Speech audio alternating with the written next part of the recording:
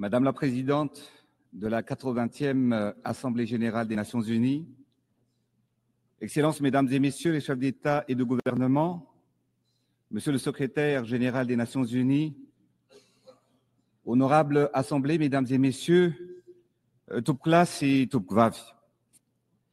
C'est avec une émotion sincère que je représente mon pays Madagascar pour notre Assemblée générale au sein des Nations unies, dans ce temple du multilatéralisme, notre mission commune. Nous célébrons cette année les 80 ans de notre organisation. 80 ans à maintenir la flamme de l'unité, à instaurer la paix pour bâtir un monde juste et solidaire. 80 ans de l'ONU représentent une étape et non pas un aboutissement. Et c'est ici, en ce lieu symbolique, à l'Assemblée générale des Nations unies, que nous discutons, proposons et décidons des grandes orientations pour un monde pacifique et prospère. Et c'est ici que nous cherchons et trouvons des solutions aux conflits et des réponses aux crises. C'est ici même que nous traçons le chemin de notre avenir commun. Permettez-moi tout d'abord d'adresser mes chaleureuses félicitations à Madame Annalena Baerbock pour son élection en tant que présidente de cette 80e Assemblée générale. Madame la Présidente, je vous souhaite plein succès dans l'exercice de votre mandat. Soyez assurée du plein soutien de Madagascar dans l'accomplissement de votre mission. Je voudrais également saluer le secrétaire général des Nations unies, dont l'engagement et le leadership nous rappellent notre mission, qui est de placer l'humain au cœur de nos actions. Mesdames et Messieurs, l'ONU a toujours porté un idéal, celui de bâtir ensemble un monde de paix, de justice et d'espérance. Le thème choisi cette année, Mieux ensemble, 80 ans et plus pour la paix, le développement et les droits humains et les droits de l'homme, nous rappelle que depuis plusieurs décennies, les Nations unies rassemblent les peuples et les nations pour promouvoir la paix, favoriser le développement et défendre les droits humains. Aujourd'hui, plus que jamais, nous devons réaffirmer notre engagement collectif à bâtir un avenir de solidarité pour relever les défis, car c'est en conjuguant nos forces que nous pourrons transformer les espoirs de l'humanité en réalité pour tous. Ce thème est au cœur de nos priorités, et c'est d'ailleurs la raison pour laquelle, dès la proclamation de notre indépendance, il y a 65 ans de cela, Madagascar a adhéré à l'ONU. Cela traduit la conviction de mon pays envers les idéaux de paix, de solidarité et de coopération entre nos peuples, prônés par notre charte. Aujourd'hui, pour renforcer encore plus cette conviction et pour la continuité des actions des systèmes des Nations unies à Madagascar, nous allons mettre à disposition plusieurs milliers de mètres carrés de bureaux afin d'accueillir un hub pour une présence élargie des Nations unies sur le territoire malagasy. Les défis ont évolué, mais nous continuons de mesurer la force de cet héritage et la nécessité d'adapter les réalités quotidiennes. Pour ne citer que les fractures économiques, les inégalités et surtout les impacts du changement climatique. Ces menaces fragilisent la paix dans nos sociétés et nécessitent des mesures fortes et communes. Une des exigences de notre siècle est celle du développement tant attendu par nos populations. La mission des dirigeants est de créer les conditions permettant à chaque citoyen de contribuer au développement national. Cela exige une vision fondée sur la compréhension des réalités du pays, en valorisant ses atouts et en surmontant ses difficultés. Madagascar, comme de nombreux pays africains, possède des richesses naturelles abondantes et pourtant le développement a trop longtemps été retardé. Et c'est précisément ce retard que nous rattrapons aujourd'hui à travers les projets que nous menons pour transformer le pays. Nous devons prendre en main notre destin et être les artisans d'un changement historique. Refusant la fatalité, nous nous engageons à agir avec conviction et détermination. C'est dans cet esprit d'inclusivité et de partage que je m'adresse aujourd'hui à vous, non seulement au nom de Madagascar, mais également au nom d'un continent et de notre organisation, afin de porter la voix de la SADC qui regroupe 16 pays d'Afrique australe et que j'ai l'honneur de présider en tant que président de notre organisation régionale. Notre objectif est de promouvoir l'industrialisation, la transformation du système agricole et la transition énergétique afin de rendre nos pays et nos peuples plus résilients. Clair et tourné vers l'avenir, c'est l'objectif traduit notre ambition commune de renforcer nos économies, valoriser nos ressources et assurer le bien-être de nos populations. C'est un pacte, un engagement, c'est la feuille de route d'une région qui veut écrire son destin et de ses propres mains et pour ses peuples. Aujourd'hui, dans le monde où nous vivons, les guerres se présentent sous plusieurs formes. Il y a des guerres armées, visibles et sanglantes, qui détruisent des infrastructures, des villes entières et arrachent même des vies à des innocents. Mais il y a aussi la guerre contre la pandémie, comme celle de la Covid-19, que nous avons affrontée ensemble. C'était une bataille mondiale qui a coûté la vie à plus de 14 millions de personnes. Et actuellement, il y a une guerre sous une autre forme, la guerre économique et commerciale, plus silencieuse, mais qui pourrait être destructrice, car son impact pourrait priver des millions de personnes d'un revenu, d'un emploi et d'un avenir. Qu'est-ce que cette guerre a tous en commun?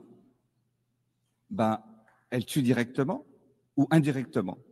Elle fragilise nos sociétés et elle menace la paix et la dignité humaine. C'est pourquoi nous devons être vigilants. Aujourd'hui, un sujet au cœur de l'actualité nous touche particulièrement, car parmi les 16 pays composant la communauté de la SADC, qui est la communauté de l'Afrique australe, 14 sont bénéficiaires du programme de l'AGOA. L'AGOA, je le rappelle, est une initiative américaine qui offre aux pays africains un accès préférentiel au marché des États-Unis en favorisant les exportations sans droit de douane et en stimulant les échanges commerciaux. Et seulement pour la région de la SADC, cela représente 358 000 emplois directs qui sont aujourd'hui menacés, dont 60% dans le secteur textile et le reste réparti dans divers secteurs. Le non-renouvellement de l'AGOA engendrait des conséquences sociales profondes. L'employabilité des milliers de jeunes et l'élan économique de nos nations seraient menacés. Car aujourd'hui, grâce à l'AGOA, les pays de la SADC exportent plus de 11 milliards de dollars par an vers les États-Unis. Derrière ces chiffres, plus de 1 700 000 de personnes sont touchées. Donc, si l'AGOA disparaît, ce sont plus de 700 000 emplois directs et indirects qui pourraient être perdus dans la région de l'Afrique australe uniquement. Alors que derrière chaque emploi, il y a une mère qui nourrit ses enfants, il y a un jeune qui poursuit ses études, il y a une famille qui garde espoir. Alors l'AGOA n'est pas une simple loi commerciale, ce sont des visages, des vies, des communautés entières qui se battent chaque jour pour leur dignité. C'est pourquoi, en tant que président en exercice de la SADC, je demande solennellement l'extension de l'AGOA afin d'éviter des conséquences économiques et sociales désastreuses. Je lance donc un appel à nos partenaires américains, faisant ensemble le choix de la stabilité, le choix de l'espoir et le choix de la dignité. Je plaide pour la poursuite d'un partenariat durable entre les États-Unis et le continent africain. Préserver l'AGOA, c'est préserver la paix sociale dans les pays qui en dépendent. C'est également protéger 20 années de progrès et garantir un avenir meilleur à nos familles et à notre jeunesse. Nous voulons des échanges justes, des partenariats équitables et une prospérité partagée. Nous évoquons ici, dans le concert des nations, la paix et la sécurité.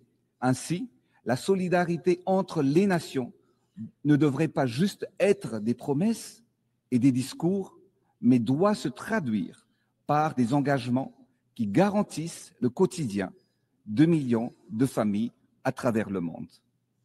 Excellences, Mesdames et Messieurs, Madame la Présidente, notre vision est claire. Développer notre pays à travers la promotion de l'industrialisation, produire et transformer localement tout ce dont la population a besoin. Réduire les importations, innover, bâtir des usines et des chaînes de valeur capables de créer des emplois décents et durables. À Madagascar, depuis les 5 dernières années, nous avons emboîté le pas en installant des infrastructures et des parcs semi-industriels sur tous les territoires afin de stimuler la croissance. Je crois fermement que le développement passe par l'investissement en misant sur le potentiel de chaque pays, son capital humain et la volonté politique de ses dirigeants. Par ailleurs, la transformation agricole est la clé pour combattre la pauvreté, car notre souveraineté alimentaire est le socle de notre indépendance économique. Alors, plantons aujourd'hui les graines de la prospérité et de l'autonomie pour que demain, nos peuples se nourrissent elles-mêmes. À Madagascar, dans le domaine de l'agriculture, nous avons soutenu la transformation et la valorisation des produits locaux. Nous avons initié le processus de mécanisation de notre agriculture et nous avons accompagné nos paysans en les dotant des semences et d'intrants améliorés. Notre objectif est de doubler, voire tripler, le rendement agricole, passant de 3 à 9 tonnes à l'hectare pour atteindre l'autosuffisance alimentaire. Enfin, il n'y a pas de développement sans une énergie fiable, accessible et abordable. À Madagascar, nous sommes en train d'accélérer la transition énergétique afin d'atteindre une production énergétique à 70% verte d'ici 2028. C'est pour ce faire, nous allons exploiter notre immense potentiel solaire, éolienne et hydroélectrique. Comme vous le savez, aujourd'hui encore, dans de nombreux pays africains, comme à Madagascar, la production d'électricité repose principalement sur des centrales thermiques. Cette dépendance aux énergies fossiles a un coût économique énorme. Investir dans l'énergie renouvelable est donc non seulement une obligation, mais un devoir pour un avenir durable et inclusif. En seulement 6 ans, le taux d'accès à l'électricité dans mon pays est passé de 24% à 40%. Des progrès notables ont été donc réalisés, mais nous sommes conscients que beaucoup reste à faire. Nous allons encore intensifier les efforts afin d'augmenter la production d'énergie propre pour les populations rurales isolées ne soient pas laissées pour compte. Dans ce contexte, la collaboration avec les systèmes des Nations Unies joue un rôle essentiel en favorisant des projets impactants pour les communautés rurales. Ces initiatives illustrent une volonté de bâtir un avenir énergétique plus équitable, durable et innovant. Enfin, bâtir des infrastructures modernes constitue un passage obligatoire pour le développement économique et touristique du pays. À Madagascar, d'est en ouest, du nord au sud, Madagascar se transforme. Nous avons lancé des projets de construction de la première autoroute du pays, reliant Antananarive au grand port de l'est de l'île. Nous avons modernisé le transport en commun de la capitale à travers la construction du transport par câble ou téléphérique et aussi l'instauration du train urbain. Cela permet de désengorger la ville en transportant plus de 40 000 passagers par jour à son plein potentiel et réduisant ainsi la circulation de 2000 véhicules quotidiennes. Par ailleurs, nous avons renforcé la présence de l'État dans toutes les localités du pays, surtout dans les endroits les plus enclavés, à travers la construction d'infrastructures proches de la population et dont elle a besoin. Nous avons bâti des milliers de logements sociaux. Nous avons modernisé les soins à travers la construction d'hôpitaux publics et des centres de santé de base sur tout le territoire national. Si le pays ne comptait que 16 centres hospitaliers seulement, centres hospitaliers universitaires jusqu'en 2018, nous avons triplé ce nombre en construisant 30 autres hôpitaux de référence en seulement 6 ans. Nous avons accompagné l'entrepreneuriat des jeunes et des femmes pour viser leur autonomisation. Nous avons érigé des stades et des terrains sportifs qui deviennent des lieux de cohésion, de fierté nationale et d'émancipation pour la jeunesse. D'ailleurs, la tenue du sommet Youth Connect à Madagascar au mois de novembre s'inscrit dans le cadre de cet engagement pour la jeunesse en faveur de l'égalité et de l'inclusion, et pour lesquels nous vous invitons déjà à participer massivement. Enfin, du point de vue de la protection sociale, plus de 250 millions de dollars ont été transférés directement aux familles les plus vulnérables pour améliorer leur quotidien. Ces réalisations traduisent notre volonté de bâtir un pays solidaire, connecté, tourné vers l'avenir, mais la dividende démographique reste une véritable et variable qui doit rentrer sur l'équation. Nous devons changer la structure de la population, car la croissance démographique actuelle n'est pas proportionnelle à la croissance économique.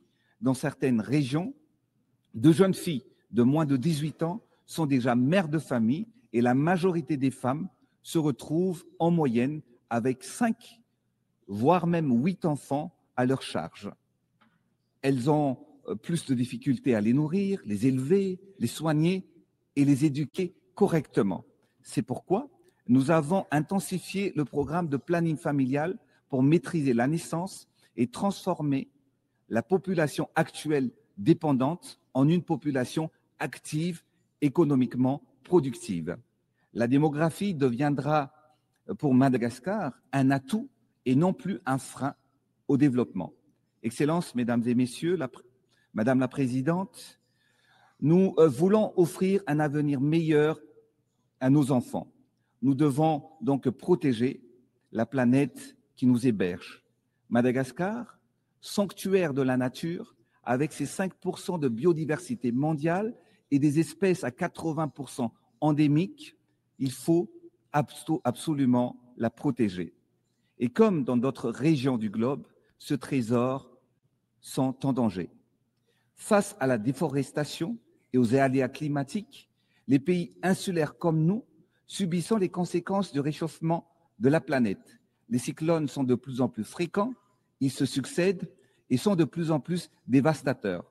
Les inondations détruisent nos champs et mettent en péril la récolte et les revenus des agriculteurs.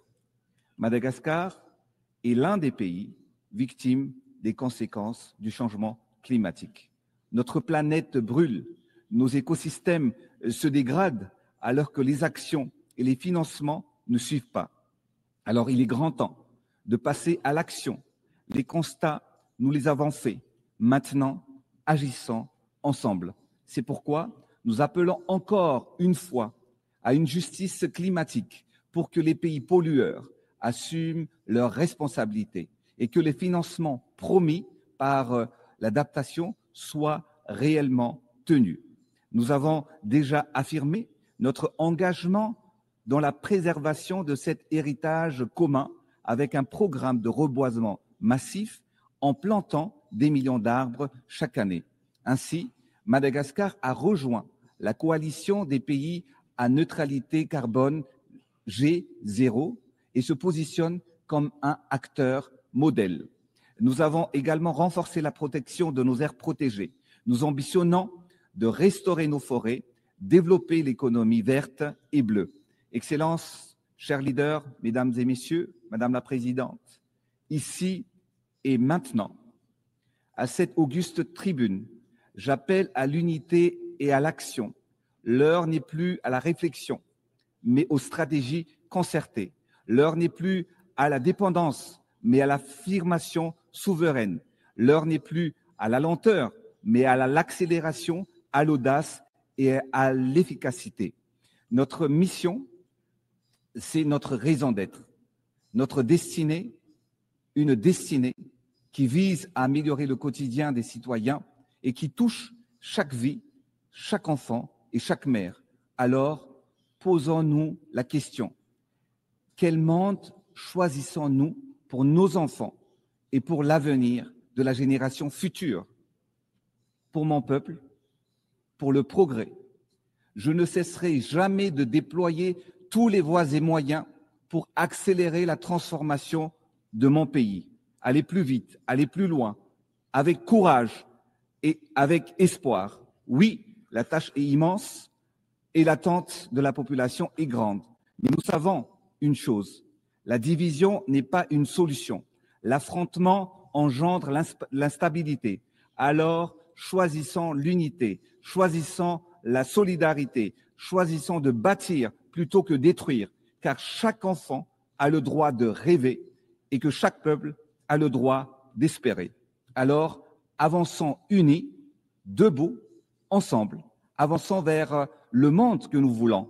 Je rêve pour mon pays, pour Madagascar, pour l'Afrique australe, pour le continent africain et pour toutes les voix encore peu entendues d'un avenir où la paix l'emporte sur la guerre, où le développement profite à chaque être humain, où les droits fondamentaux ne soient jamais négociables et où la nature soit préservée comme notre héritage le plus sacré.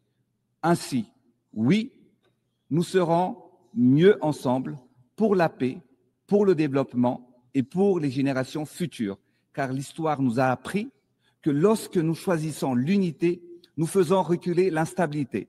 Lorsque nous cultivons la solidarité, nous faisons germer la prospérité pour que les 8 prochaines décennies soient marquées par une gouvernance mondiale plus juste, plus inclusive et plus efficace.